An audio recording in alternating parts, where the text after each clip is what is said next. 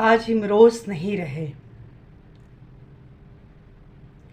22 दिसंबर 2023।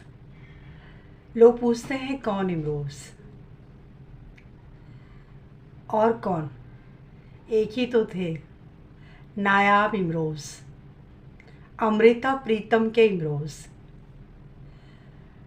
जिन्होंने हिंदी साहित्य में अमृता प्रीतम का नाम नहीं सुना है या उन्हें नहीं पढ़ा है तो समझिए कि आप बड़े अभागे हैं। आपने ज़िंदगी के एक अलग रंग को नहीं जाना है, नहीं पहचाना है। अमृता प्रीतम और इमरोज़,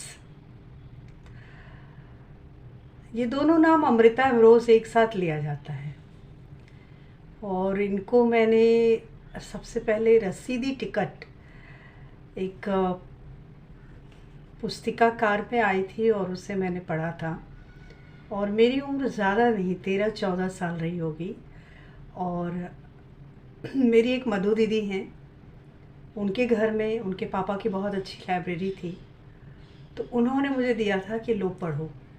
वो पढ़ती थी, वो बड़ी थी मुझसे, 5-6 साल बड़ी थी, तो मैं पढ़ते ही बहुत मुतासिर हुई थी। ये मैं बिहार की बात कर रही हूँ, नवादा में थी तब मैं।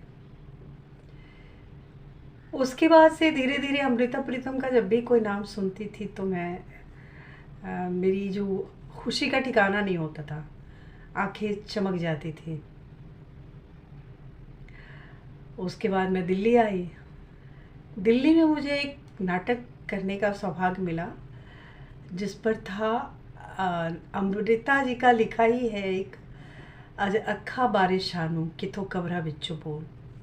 तो वो पूरा एक लंबा सा रिकॉर्डेड वर्जन था जिस पे मुझे उस पार्टीशन में जो औरतों का हाल हुआ था, बंटवारे में, यानी हिंदुस्तान पाकिस्तान बंटवारे में जो औरतों का हाल हुआ था, इस पर आप लोगों ने बहुत सी किताबें पढ़ी हैं, फिल्में देखी हैं, कहानियाँ सुनी हैं, तमस देखा होगा, बहुत कुछ। तो वो करने का मौका मिला और मुझे तब भी नहीं पता था कि अमृता जी जीवित हैं।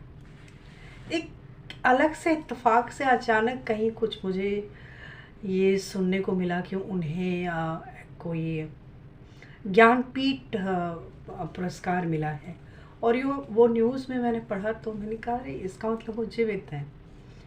और ये मेरी ना समझी भी थी कि मैं दिल्ली में रह के मैंने जानने की, पता लगाने की कोशिश नहीं की। जैसे कि आज हुआ कि इमरोज़ दिल्ली मुंबई में थे और थे, ये तो पता था। मैं थोड़ी डिस्टर्ब फील कर रही होंगी साउंड, क्योंकि मैं अभी अभी उनके क्रिमिशन से लौटी हूँ, तो maybe I am little unconscious. I don't know मैं क्या बोल रही हूँ, पर मुझे लग रहा है कि बोलना बहुत ज़रूरी है और ख़ास करके मेरी हीलिंग के लिए, कि मैं इनसे हील हो सकूं। दिल्ली में जब मुझे पता चला तो एनएसटी की स्टूडेंट हूँ और किसी से मिलने में मुश्किल नहीं होती थी, तुरंत नंबर भी मिल गया और फिर मैंने कॉल करना शुरू किया। और जब कॉल करती थी तो कोई शख्स उठाता था और फ़ोन रख देता था। जैसे मैं कहती थी कि मैं अमृता जी से बात करना चाहती हूँ, मिलती हूँ, फ़ोन खटाक से पटक देते थे। मुझे बहुत गुस्सा आता था, मुझे लगता था कोई नौकर होगा या कोई बदतमीज़ आदमी होगा। बहरहाल मैंने राजेंद्र यादव, तब उन दिनों थे, वो जीवित थे, उनसे ये बात बताई कि मैं अमृता जी को बहुत पसंद करती हूँ, बहुत चाहती हूँ और मिलना चाह रही हूँ। उसके बाद मैंने नानक चंद जो सर हैं, नानक चंद जी जो हिंदी अकादमी में निर्देशक थे, मुझे बहुत मानते थे। उनके यहाँ मैं थोड़ा बहुत लिखती पढ़ती थी, शो भी किया था, एक अनजान औरत का ख़त उनके बैनर तले, दिल्ली में, उसके बाद हिमाचल में भी शूट किया था। बहरहाल उनको मैंने जब एक तरह से मैंने पैरवी लगाई नानक चंद सर से और राजेंद्र यादव जी से। तो मुझे याद है राजेंद्र यादव जी ने इमरोज़ को फ़ोन पे जो कहा था, मेरे सामने ही बात हुई थी, तो उन्होंने कहा था कि कोई पाठक है जो बहुत बड़ा फ़ैन है किसी लेखक का और वो उसको देखना चाहता है, मिलना चाहता है, तो आपको कोई हक नहीं है कि आप उनको रोके टोके या मना करें। तब इमरोज़ ने मुझे आने दिया था घर। वो हौज खास दिल्ली में रहते थे और मैं बड़ी खुश होके उस दिन गई थी। I was very happy. मुझे लगा कि मुझे जीवन का बहुत बड़ा ख़जाना मिल गया। मैं वहाँ गई तो मैंने जिस अमृता से मिलने गई थी वो शायद नहीं थी। दरअसल वो बीमार थी, उनके कूल्हे की हड्डी भी टूटी हुई थी, तो वो बिस्तर पर पड़ी थी और दुबली पतली वो हमेशा से थी। बीमारी और बुढ़ापे की वजह से वो और भी बहुत एक ऐसी जैसे कि रेखा की तरह एक काया वस्तु बिस्तर पर पड़ी थी और उन्हें शायद डिमेंशिया भी था, वो भूल जाती थी। लेकिन वो इमरोज़ को नहीं भूली थी, वो उनको बुलाती थी और उनका नाम लेके कि एमी करके बुलाते थे।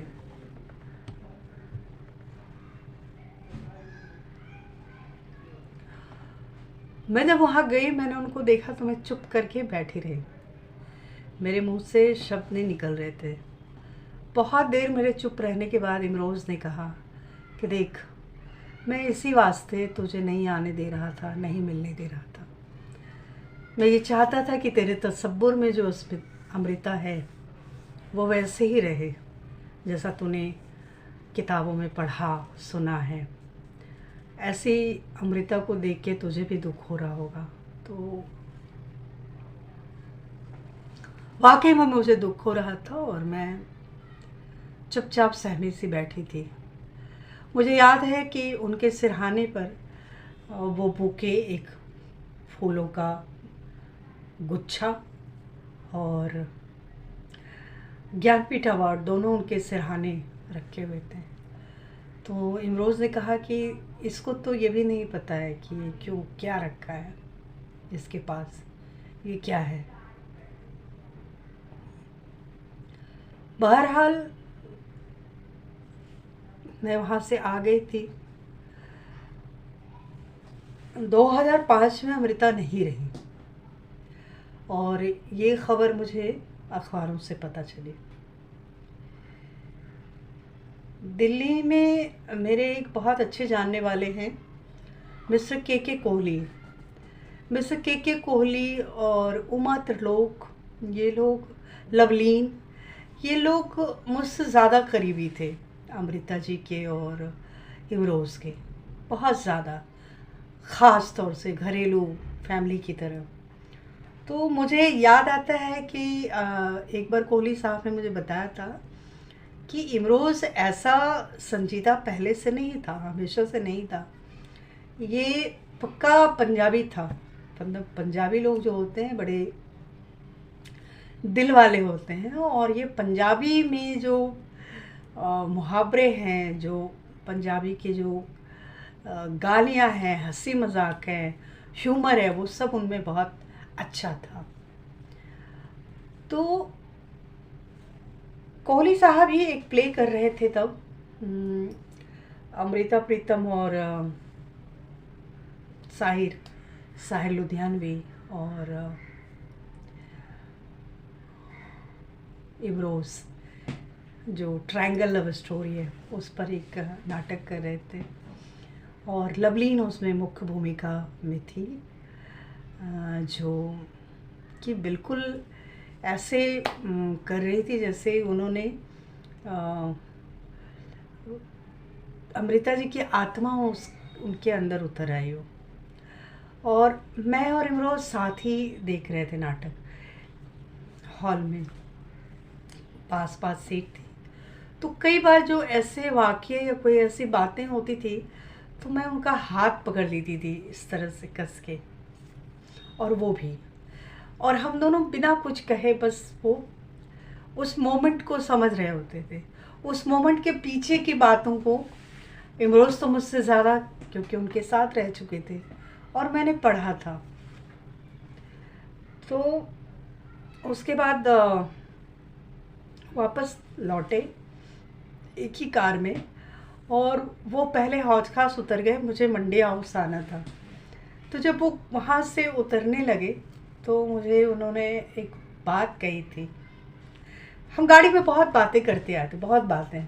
तो उसमें अक्षरों के साय से एक थी अनीता, और वो खतों का सिलसिला, ये जितनी भी उनकी किताबें वो मैं मैंने पढ़ रखी थी। तो उस पर कुछ न कुछ उनके साथ मैं शेयर करती जा रही थी। या जैसे वो जो प्रसंग है कि जब पहली बार अमृता इमरोज़ के घर गई थी, तो चूँकि वो रेडियो स्टेशन में दिन भर काम करने के बाद उनके यहाँ गई थी और उन्हें भूख लगी थी, तो जाते ही कहा था कि कुछ खाने को है।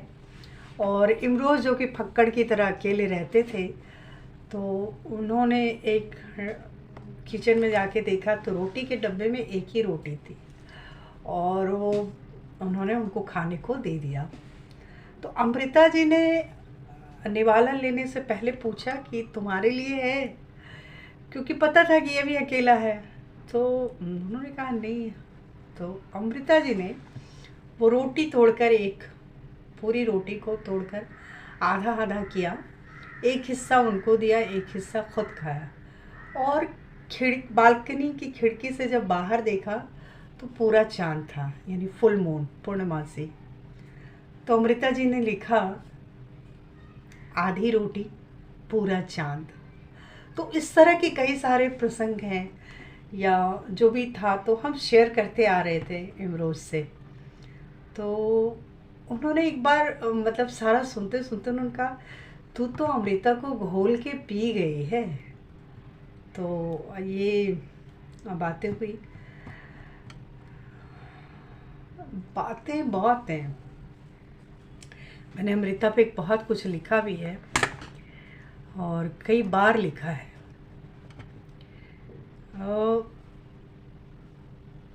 आज जब सुबह मुझे पता चला ना कि वो नहीं रहे, तो मुझे लगा अच्छा ही हुआ वो नहीं रहे, क्योंकि वो थे ही कब, अमृता के जाने के बाद से वो नहीं थे, वो चले गए थे।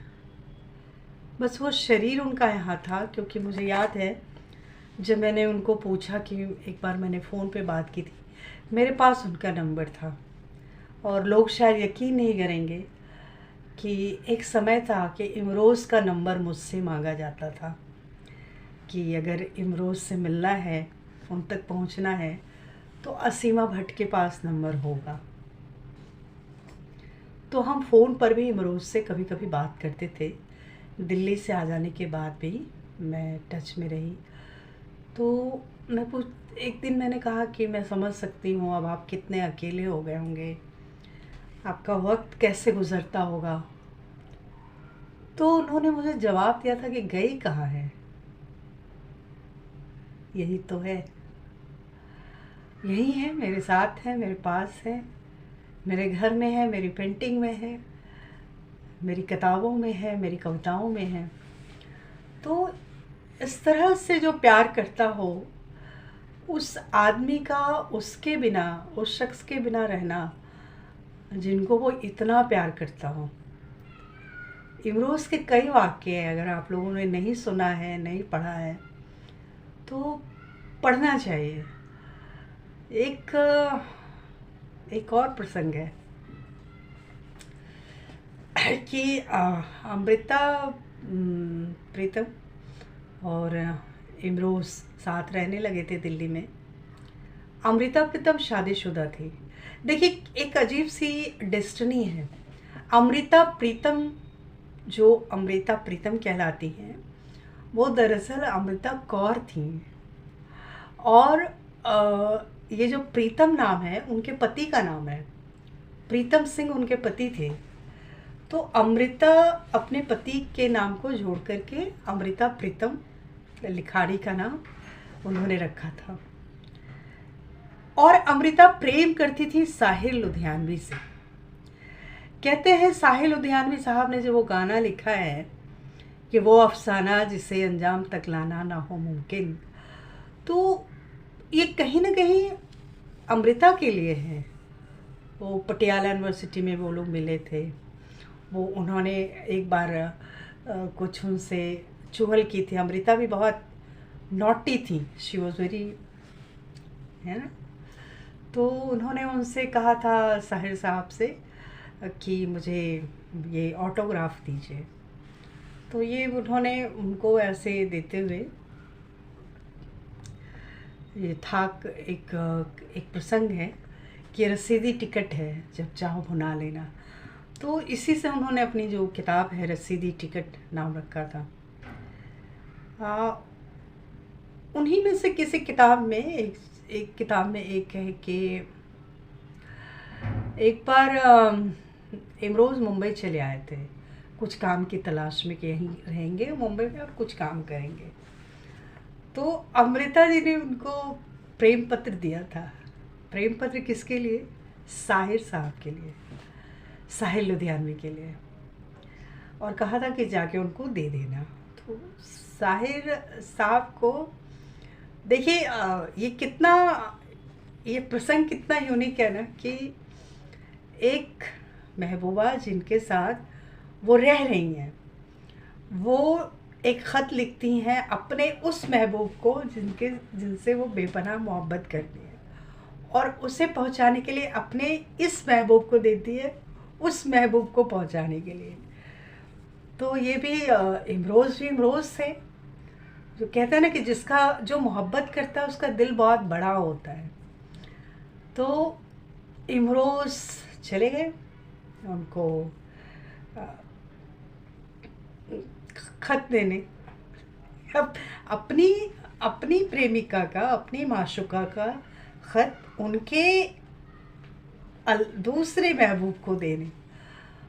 तो साहिर साहब के बारे में कहा जाता है कि वो बड़े ऐसे थे कि वो चुप हो गए, बैठे रहे, और इन्होंने ख़त खोल के दिया। तो ऐसी ये कोई ज़िक्र नहीं है इसका कि साहिर साहब ने क्या कहा नहीं कहा, पर ये है कि उसमें ये कहा उन्होंने कि मैं अपने रकीब को सलाम करता हूँ। तो ये इस तरह की जो बातें हैं ना, रकीब मतलब होते हैं कि किसी एक स्त्री या को चाहने वाले दो प्रेमी आशिक। तो ये इस तरह के लोग, मोहब्बत के ऐसे अफसाने ऐसे नहीं बनते हैं, जब ऐसे लोग होते हैं ना तब बनती है। तो ये सब बातें थी, और हम बहुत बातें, चूँकि मैं ऐसा लगता था ना कि इमरोज़ ने इतना उनको देखा है, छुआ है, जाना है। वो भी प्रसंग याद होगा कि एक कैनवास पे जब उन्होंने अमृता जी की एक पेंटिंग पर एक ब्रश से, इमरोज़ बहुत बड़े पेंटर थे, तो एक वहाँ पे एक डॉट लगा दिया था माथे पे। तो अमृता जी ने लिखा है कि उस दिन मैं पूरी औरत हुई थी। सो ये जो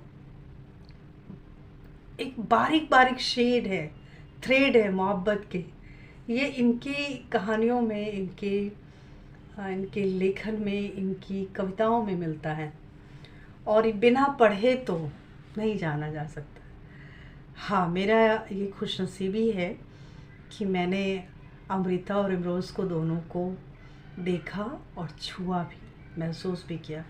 मैं आज भी जब क्रिमिशन में गई थी तो मेरा मन हुआ कि मैंने छुआ, मैंने फूल चढ़ाए, मैंने चंदन चढ़ाए, लेकिन एक बार को मन हुआ कि मैं फ़ोटो खींच लूँ, पर मुझसे नहीं खींचा गया।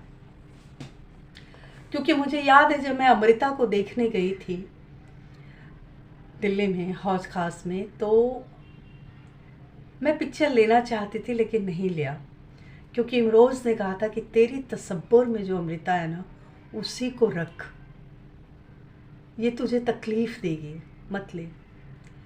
तो वैसे ही आज जब इमरोज़ एक, जिसको आप बॉडी कहते हैं, के रूप में पड़े थे, तो मेरा चाह के भी मन नहीं हुआ कि मैं उनकी तस्वीर लूँ, क्योंकि मेरे ख्वाबों में, मेरे ख़यालों में जो इमरोज़ है, एक जिंदा दिल इमरोज़, मैं उसको वैसे ही रहना चाहती थी।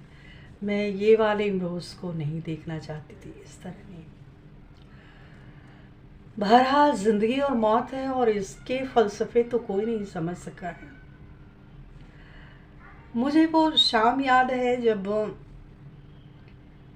इमरोज़ के साथ फ़ोन पे बात होती थी, तो कई दफ़ा तो बड़े खिलखिला कर वो हंस कर अमृता की बातें सुनाया करते थे।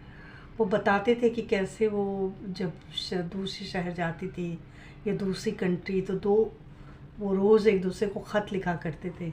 तो ख़तों का सिलसिला भी एक किताब है, और उसमें बड़ी प्यारी प्यारी लाइनें हैं, बड़ी प्यारी प्यारी पंक्तियाँ हैं। वो कैसे एक दूसरे को मिस करते हैं।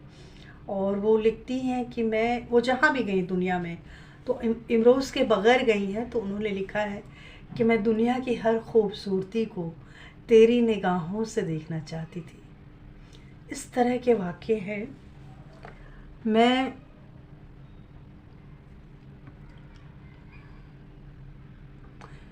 वो उनके उस बात पे आना चाहती हूँ। इमरोज़ और अमृता पर बात करूँ तो ख़त्म नहीं होगी, इस ज़िंदगी में तो नहीं होगी। पर मैं उस एक वाक्य को बता दूँ कि जब हम दिल्ली में वो नाटक देखे, अमृता जो लव स्टोरी थी उनकी लाइफ पर, जिसे के कोहली साहब किया करते थे और लवलीन जी, तो वो जब देख कर लौटे और गाड़ी से उतरे, वो हौज खास में रुक गए, और मैं उसी गाड़ी से मंडी हाउस के लिए आगे बढ़ी। तो मैंने, चूँकि हम बेबाक हो चुके थे उनसे बात करते करते, लगभग 3 मुलाकातें उससे पहले हो चुकी थी, और फ़ोन पे भी बात होते होते, तो मैंने थोड़ी सी शरारत करते हुए उनसे कहा कि ऐसा है कि अब तो अमृता चली गई, रही नहीं, तो मेरा कोई चांस है? तो इमरोज़ ने जो जवाब दिया, वो जवाब आप भी सुने, और उसके बाद पता चलेगा कि ये जवाब कोई प्रेमी ही दे सकता है, और वो इमरोज़ ही हो सकते हैं।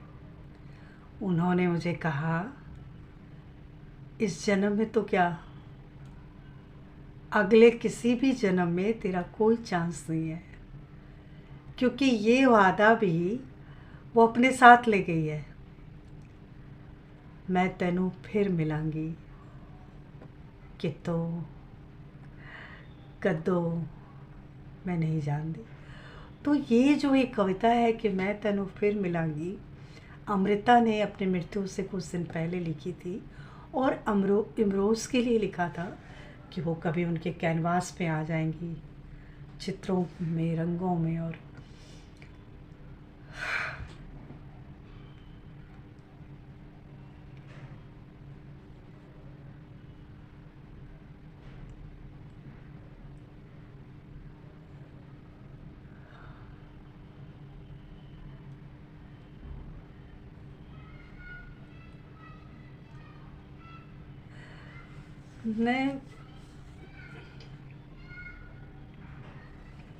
मैं कैसे अलविदा कहूँ, पर शायद मैं भीतर से खुश हूँ, क्योंकि दो आशिकों को, दो महबूब को, जो दो जिस्म एक जान है, उनको अलग रहना भी नहीं चाहिए। तो जिस तरह से इमरोज़ ने कहा था कि कहाँ गई है, अमृता के बारे में मरने के बाद कहा था कि गई, कहीं नहीं गई है, यहीं है, मेरे अंदर है, मेरे जिस्म में है, मेरे घर में है, मेरी पेंटिंग में है, मेरी कविताओं में है।